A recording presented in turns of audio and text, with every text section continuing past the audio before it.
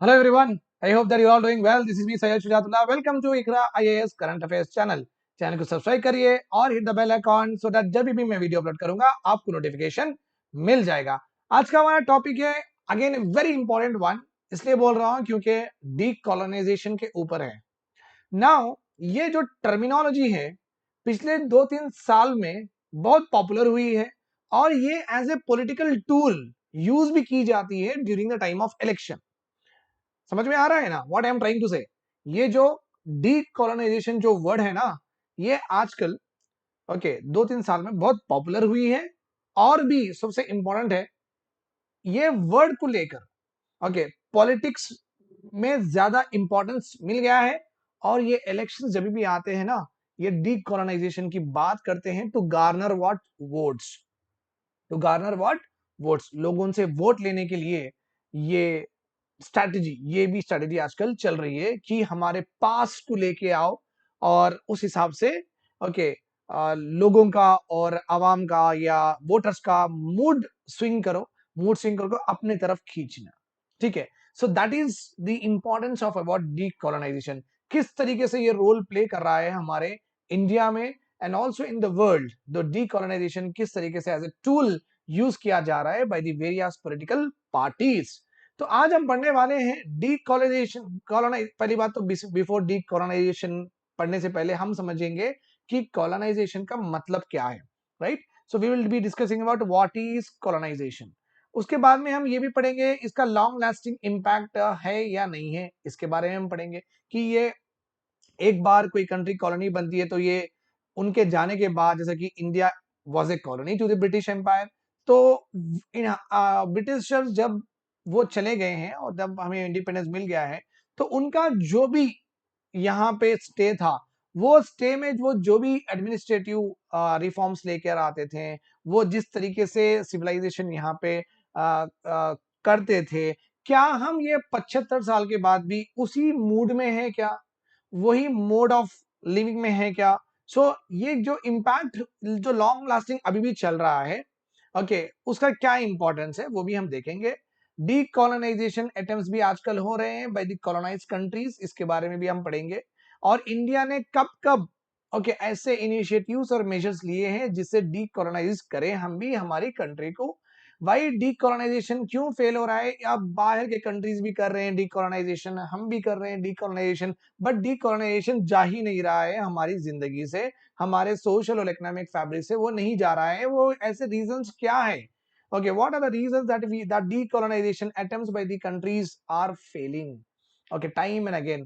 और क्या कर सकते हैं हम? ये कॉलोनाइजेशन का जो इफेक्ट जो लॉन्ग लास्टिंग है, ये इफेक्ट को हम लेकर चले या ये इफेक्ट को हम जल्द से जल्द कंप्लीटली हिस्ट्री ही बना दे. हिस्ट्री ही बना दे. जस्ट अब इमेजिन करिए कि जो ब्रिटिश गवर्नमेंट ने जब इंग्लिश एजुकेशन यहाँ पे लाई थी, 75 साल के बाद भी ये इंग्लिश एजुकेशन अभी भी हमारे पास है. ठीक है. तो आप समझ सकते हैं कि कॉलोनाइजेशन का कितना बड़ा इंपॉर्टेंस और इम्पैक्ट जो लॉन्ग लास्टिंग हो रहा है वो अभी तक हमें दिख रहा है. बिना इंग्लिश के कुछ तो हो ही नहीं हो ही नहीं गा हमारे कंट्री में.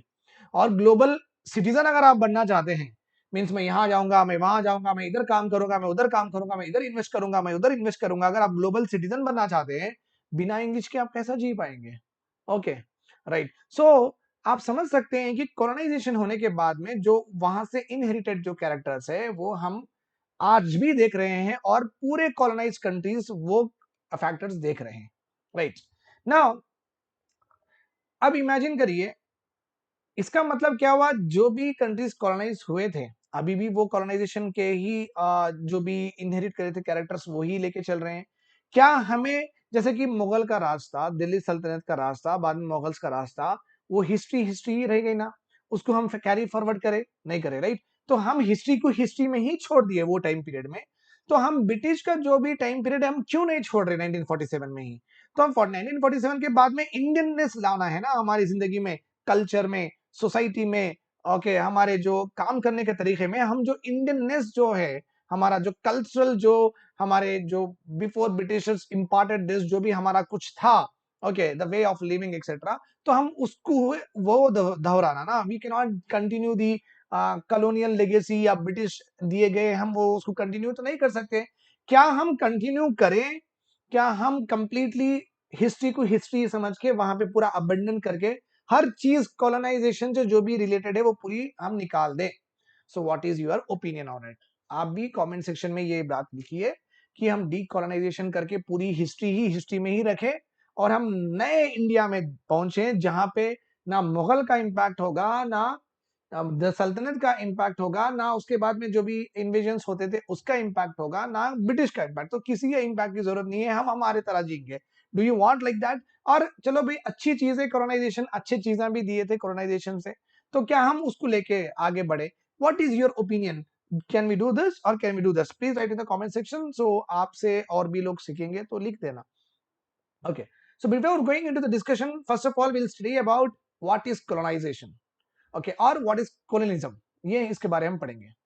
Okay, the policy or practice of acquiring full or partial political control over another country by one country, एक कंट्री दूसरी कंट्री के ऊपर पार्शियल या फुल्ली जब कंट्रोल ले लेती है, then we call it as what? Colonization, हम इस तरीके से कहते हैं, राइट। एंड वहां पे क्या होता है, जो कंट्री ऑक्युपाई करती है, मींस बड़ी कंट्री और एक कंट्री को जो ऑक्युपाई कर लेती है ना, वो यहाँ आके सेटल हो जाती है। जैसे कि ब्रिटिश क्या करी, ओके, हमारे पास पहले पार्शियल कंट्रोल, बाद में फुल कंट्रोल लेके वो यहाँ पे एज ए सेटलर्स आ जाते हैं। और आने के बाद क्या करते हैं, यहाँ पे एक्सप्लॉइट करना शुरू करते हैं इकोनॉमिक रिसोर्सेज। देखिए, ह्यूमन बीइंग भी इकोनॉमिक रिसोर्स है, मैं आपके लिए काम करके दूंगा, राइट? तो आप इकोनॉमिक रिसोर्स में भी हो गया ना, तो ह्यूमन बीइंग को एक्सप्लॉइट करेंगे। यहाँ पे जो हिडन एम्बॉडीड, ओके, जो भी रिसोर्सेज रहेंगे, mineral resources, agriculture resources, okay, capital resources, okay, ये पूरे भी एक्सप्लॉइट करेंगे। Okay, just examples are Britishers in India, okay, Britishers in India and China in Taiwan and Nepal partial control पे है, Britishers in India was okay full control पे थे। okay, तो colonization या तो एक्वायर कर लो, एनेक्स कर लो टेरिटरी, वो टेरिटरी पे कब्जा कर लो, या एक ऐसी पॉलिसी बनाओ, वो पॉलिसी उनके ऊपर थोप दो। जैसे कि चाइना ताइवान एंड नेपाल पे थोप देता है पॉलिसी कि आप यही करो, यही मत करो। तो थोड़ा बहुत तो पावर एक्सरसाइज हो रहा, नहीं हो रहा चाइना पे? यस, हो रहा है। This is called as colonization. तो बेसिकली कोलोनाइजेशन में एक कंट्री दूसरी कंट्री का पार्शियल और फुल कंट्रोल ले लेती है। This is first point. Second point, वो जो कंट्रोल ले लेती है उसके लोग कुछ आके रह जाएंगे, उनको बोलेंगे हम सेटलर्स। और ये सेटलर्स हमें एडमिनिस्टर और गवर्न और रूल करना शुरू करेंगे। द लास्ट पॉइंट इज, और वो आए के सेटल क्यों हुए हैं? बिकॉज उनका एक इंटेंशन, एक मोटिव लेके आए हैं। The motive was economically drain करना है, इकोनॉमिकल रिसोर्सेज पूरे यूज करना है। That is what is called as colonization. अभी हम पढ़ेंगे कोलोनाइजेशन में, okay, has a inbuilt device to deal with reactive moods of colonize. जहां जहां पे भी ये कोलोनाइजेशन हुआ था, इंडिया में भी हुआ था, तो कोलोनाइजेशन का one of the important character क्या था मालूम? वहां के लोग जिस तरीके से बिहेव करते थे ना, वो इस तरीके से पॉलिसीज लेके आते थे। ओके, तो थोड़े सिटीजन्स ऑफ फार्मर कॉलोनीज, जो भी कॉलोनीज ऑलरेडी बने थे इंडिया के जैसे, they were very much comfortable. Okay, वो कभी रिवॉल्ट नहीं करते थे ब्रिटिशर्स से, कभी वो प्रोटेस्ट नहीं करते थे। जब भी गुड इकोनॉमिक फेज होता था, जब सब कमाते थे, सबकी आमदनी बढ़ती थी ना, वो कभी उनके कॉलोनियल एम्पायर से कभी लड़े नहीं, प्रोटेस्ट नहीं करे। अगर कन्वर्सली, अगर इकोनॉमी स्लो हो जाती है और लोगों की ग्रोथ कम हो जाती है, ऑटोमेटिकली वो प्रोटेस्ट करते थे। तो कोलोनाइजेशन का जो फ्रॉम दी जो कोलोनाइज्ड कंट्री हो चुकी है, ओके, जैसे कि इंडिया का जो perception, let us take the example of India. India colonised country थी, कॉलोनियल, ओके, पावर कौन था? ब्रिटेन था। तो हमारी जो भी यहाँ पे मोटिव कैसा था मालूम? ठीक है, अच्छा हो रहा ना मेरी जिंदगी में, मैं कमा रहा ना, और मैं बाइक भी ले लिया, फिर मैं स्लोली स्लोली बच्चों की एजुकेशन भी फीस दे रहा हूँ, एक्सेट्रा। तो मैं जब ग्रो हो रहा हूँ, तो मैं कॉलोनियल पावर को ऐसा देखूंगा कि ये अच्छा है। जब मैं ग्रो नहीं हो रहा हूं, तो मेरा फिर डिसेंट फूटेगा उनके ऊपर, क्योंकि वो लोग हैं, उनकी वजह से ही हुआ है ये सब, राइट? तो हमारा मूड स्विंग के ऊपर डिपेंड होता है। जो भी कॉलोनाइज्ड कंट्रीज होते हैं ना, तो उनके मूड स्विंग्स होते हैं अकॉर्डिंग टू दैट। ओके, वो बिहेव करते हैं, प्रोटेस्ट करते हैं कॉलोनियल एम्पायर से, कॉलोनियल एम्पायर इनके मूड स्विंग के हिसाब से वो रिएक्ट करते हैं। ये बेसिकली यही होता था हमारे कंट्री में भी during the time of what? Independence. Okay, तो अब इसका रिलेशन क्या है? In multi party system like India, हमारे पास बहुत सारे पार्टीज है, पॉलिटिकल पार्टीज, इसलिए मल्टी पार्टी सिस्टम कहते हैं।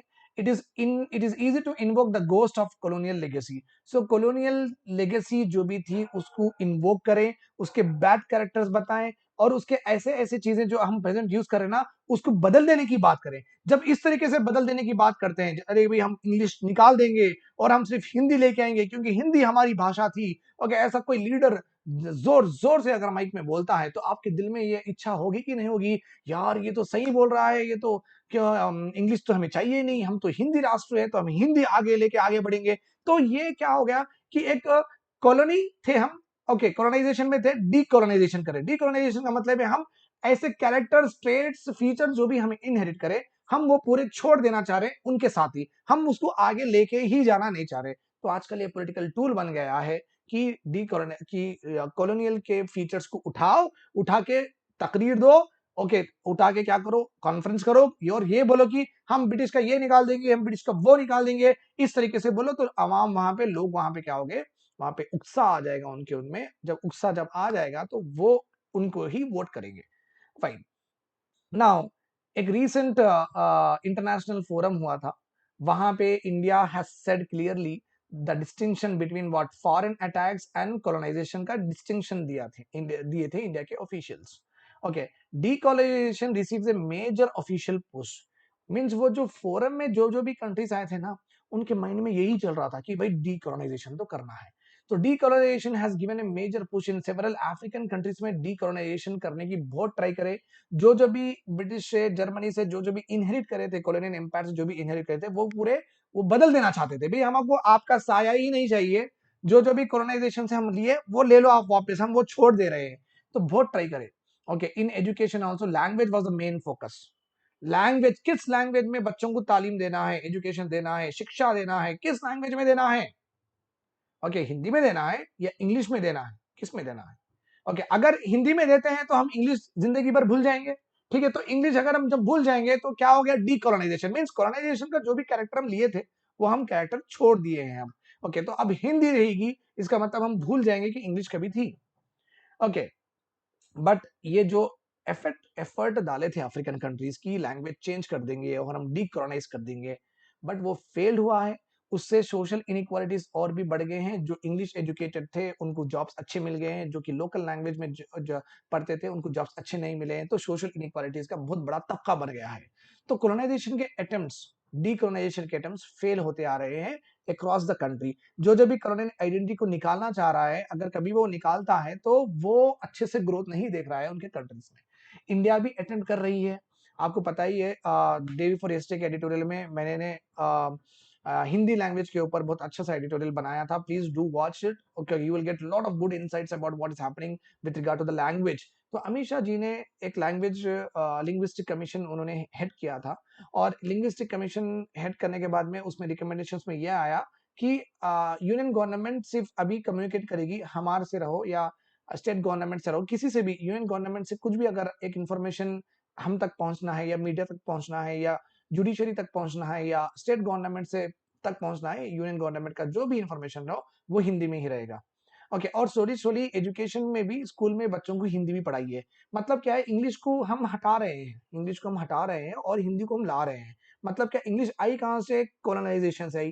तो जब इंग्लिश को हटा रहे हैं और इंग्लिश हिंदी को ला रहे हैं, इसका मतलब क्या हुआ, डीकोलोनाइजेशन कर रहे हैं हम. राइट, तो हम भी यही करना चाहते हैं. ओके, बट मेनी टाइम्स ये जो India has experimented way many times, okay, decolonisation, but यहाँ पे डीकोलोनाइजेशन अटेम्प्ट्स इंडिया में कम नहीं हो रहे हैं, they are not diminishing. Removal of English is a big draw among political parties. आजकल पॉलिटिकल पार्टीज बोल रहे हैं कि नहीं चाहिए इंग्लिश. ओके, सिर्फ इंडिया के माइंड को, बॉडी और सोल को कंट्रोल करने के लिए, देखो भाई कॉलोनिज्म इतना खराब था, हम अच्छा काम कर रहे हैं, हम डीकोलोनाइजेशन कर रहे हैं, देखिए आप सब लोग, ओके हम हमारी संस्कृति लाना चाह रहे हैं एक्सेट्रा, ऐसा बोलते हुए पॉलिटिकल पार्टीज क्या कर रहे हैं, वोट गार्नर कर रहे हैं. Alas, मगर English has no sign of what becoming unpopular. English कभी अनपॉपुलर हो ही नहीं रही है. कितनी बार भी पॉलिटिकल पार्टीज बोले कि हम हिंदी निकाल देंगे, इंग्लिश निकाल देंगे, हिंदी लाएंगे, तो ये यूथ में ये सीधा बैठ नहीं रहा है. भाई हिंदी लाएंगे तो इंग्लिश कौन बात करेगा, इंग्लिश नहीं बात करेंगे हम, ऐसा तो हो ही नहीं सकता. बिकॉज इंग्लिश के बारे में मैं बहुत अच्छे से बता चुका हूं मेरे प्रीवियस एडिटोरियल में, प्लीज गो एंड वॉच। क्योंकि इंग्लिश एक ऐसी लैंग्वेज है कि आप कहीं पे जाएंगे, पार्टी में जाएंगे, डिस्को में जाएंगे या रेस्टोरेंट में जाएंगे या किसी ऑफिशियल से मिलेंगे, अगर आप इंग्लिश में बात नहीं करेंगे तो आपकी इज्जत नहीं रहेगी, राइट और रॉन्ग। तो इंग्लिश एज ए स्टेटस भी देखा जाता है। अगर आप इंग्लिश में बात करें, okay you are talking in English, that means you are very cultured guy. इस तरीके का नोशन भी इंग्लिश से अटैच है। तो अगर आप हिंदी में बात करेंगे तो आपको कोई इज्जत नहीं देगा। तो इस तरीके की भी चीज आए। तो गवर्नमेंट यही कह रही है कि नहीं, इंग्लिश में बात नहीं, हिंदी में बात होगी, बट ये यूथ में बैठ नहीं रहा है कि नहीं हम इंग्लिश में ही बात करेंगे, यूथ कह रही है। ओके, आजकल तो अकॉर्डिंग टू द ऑथर सिद्धापूरम, उन्होंने कहा है इनके डॉक्यूमेंट्री में कि स्पोकन इंग्लिश एक इम्पॉर्टेंट कोचिंग इंडस्ट्री का एक इम्पॉर्टेंट हिस्सा भी बन गया है। मतलब स्पोकन इंग्लिश, जिसको इंग्लिश नहीं आती, आइए इंग्लिश सीखिए। सो एक इंडस्ट्री ही बन गई है जहां पे पैसे भी कमा रहे हैं इंग्लिश पढ़ाने के लिए। मतलब जो ऑलरेडी लोकल और मदर लैंग्वेज में पढ़ के आया है, उसके लिए इतना इंपॉर्टेंट हो गया आजकल के जमाने में, बिना इंग्लिश के वो आगे बढ़ ही नहीं सकता। तो उनके लिए हम इंग्लिश पढ़ा रहे हैं। तो आप समझिए कि इतने इंस्टीट्यूशंस हैं जो कि कोचिंग की, इंग्लिश कोचिंग, व्हाट इंग्लिश की कोचिंग दे रहे हैं। तो आप बोल रहे हैं कि इंग्लिश निकाल दो, ऐसे तो हो नहीं सकता। तो यूथ में पॉपुलर नहीं है, कोचिंग इंस्टीट्यूट बड़े बड़े हैं और अच्छे। अगर आप इंग्लिश में बात नहीं करेंगे तो स्टेटस नहीं रहेगा, उस वजह से भी यूथ चाह रहा है कि इंग्लिश ही हमारा मेन स्ट्रीम रहेगा। और एक बात याद रखिए, और एक कॉलोनियल लेगेसी क्या थी, मैक्यूलस माइनस। और हम बुक्स में पढ़ा भी रहे हैं कि अगर इंडिया के एजुकेशन सिस्टम में कुछ बदलाव आया तो कहां से आया। तो हम डेट बैक कर रहे हैं Macaulay's minute act 1853, around that year, exactly I don't know, but 1853 around होगा शायद।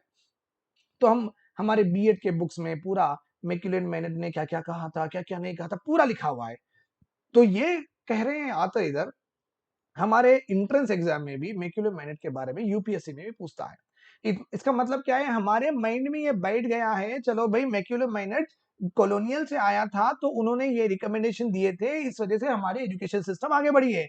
बट ऐसा नहीं है, मैक्यूलर माइनट में जो जो भी रिकमेंडेशन दिए थे वो अनसक्सेसफुल थे, ब्रिटिश एडमिशन में काम में नहीं आने वाले सजेशन से पूरे, और वो सक्सेसफुल नहीं हुआ था उनका फॉर्मूला।